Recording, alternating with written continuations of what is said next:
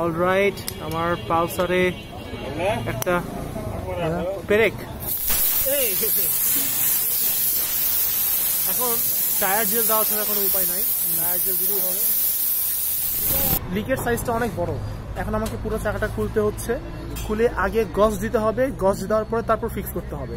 না হলে যদি শুধু জেল থাকে তাহলে হাওয়া যত দেওয়া হবে ফুটা তত বড় হয়ে যাবে, চাকাটা পুরো নষ্ট হয়ে যাবে। তো যদি বড় কোনো ফুটা হয় তাহলে অবশ্যই আগে গজ দিবেন, তারপরে আপনারা যে জেলটা আছে জেলটা দিবেন, আদারওয়াইজ চাকাটা নষ্ট হয়ে যাবে না। এখন দিচ্ছি, আপনারা দেখে থাকেন।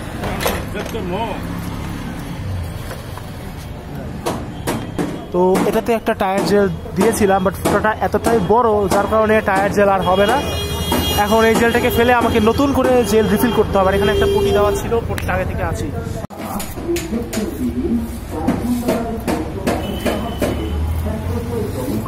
একটা জিনিস আপনাদেরকে বলে দিই, এটা হচ্ছে টায়ার জেল। আর টায়ার জেল সবসময় ঘনত্বটা আগে চেক করে নিতে পারলে ভালো হয়, যে কেমন ঘনত্ব, অর্থাৎ হাতে নিয়ে দেখবেন যে আঠা আঠা ভাবটা কতখানি আছে। যেইটাতে যত বেশি আঠা আঠা ভাব থাকবে সেই জেলটা বেশি কাজ করবে। আর অবশ্যই অবশ্যই টায়ারটাকে এইভাবে খুলে নেবেন, এতে করে হবে কি, এই যে ভিতরে যে রাবারের কুচিগুলো আছে এই রাবারের কুচিটা ঢুকাতে সুবিধা হবে। কারণ যে নজলটা থাকে, নজল দিয়ে রাবারের কুচিটা ঢুকতে সহজে চায় না।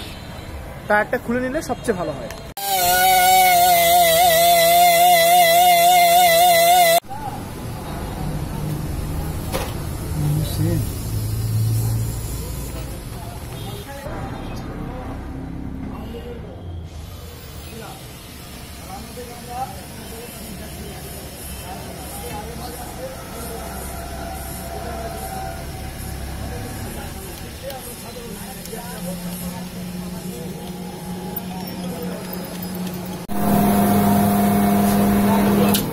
সুন্দর করে অ্যালাইন করে চাকাটাকে আর কি মেশিনের মাধ্যমে লাগানো হচ্ছে রিমের সাথে।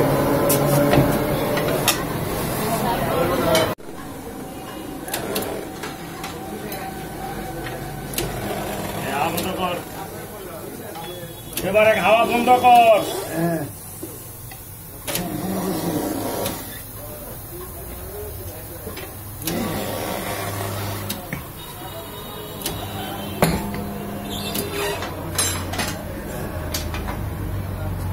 বোতলটাকে একটু ভালো করে ঝাঁকিয়ে নেবেন, অনেকক্ষণ ধরে ঝাঁকাবেন, না হলে ভিতরে যে রবারের কুচি আছে এই রবারের কুচিটা আঠার সাথে একদম মিক্সড হবে না।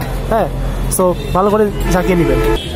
আর এইখানে যেটা দেওয়া হচ্ছে এটা হচ্ছে রাবারের কুচি। হ্যাঁ, রাবারের কুচি দিলে ওটা বন্ধ হয়ে যাবে। হ্যাঁ, এইটা আর কি যেটা ঘটে, এই যে রাবারের কুচি এইটা ওই জেলের সাথে মিক্সড হয়ে যায়। তো যেখানে আর কি লিকটা আছে ওখানে যদিও একটা পটি দেওয়া আছে বা গজ দেওয়া আছে, এটা আরো ভালো করে জিনিসটাকে ফিক্সড করে দেয়। হ্যাঁ, মানে ওইখান থেকে আর লিক হওয়ার কোনো সম্ভাবনা নাই, এই আর কি। এইবার দেওয়া হচ্ছে সেই টায়ার জেলটা।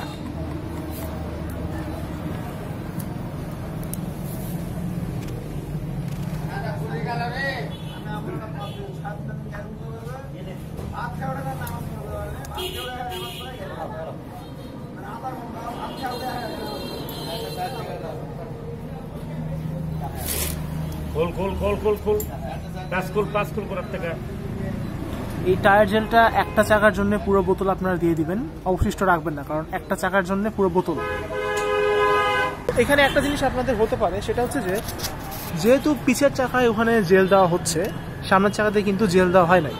তো এখন সামনের চাকার তুলনায় পিছের চাকাটা একটু ভারী হয়ে যেতে পারে। যদি ভারী লাগে আপনাদের কাছে তাহলে আপনারা সামনের চাকাতেও জেল ভরে নিতে পারেন। তবে আমি মানে সাজেস্ট করব যে অনাকাঙ্ক্ষিত জেলটা দিয়ে না, কারণ এটা এতটাও ভালো জিনিস না। এবার অবশেষে হাওয়া দেওয়া হচ্ছে।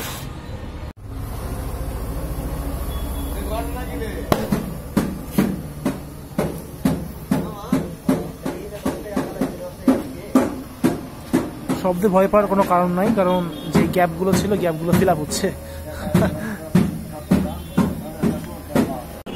চাকাটাকে এভাবে ঘুরিয়ে নেবেন, কারণ জেলটা যাতে সবখানে মিক্সড হয়ে যায়, তারপরে বাইক ইনস্টল করবেন।